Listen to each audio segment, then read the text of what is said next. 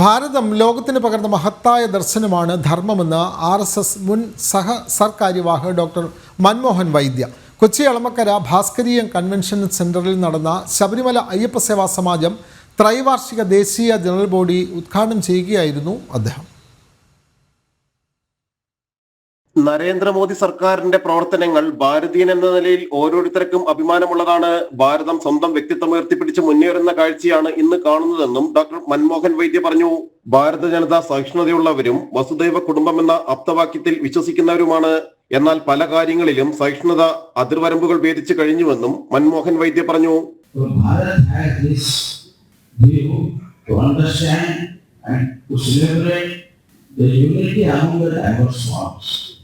So Bharat is described many times that India is a country of diverse cultures. So that is not the right way of saying it. The right way of saying it, according to me, is India has a culture that celebrates diversity.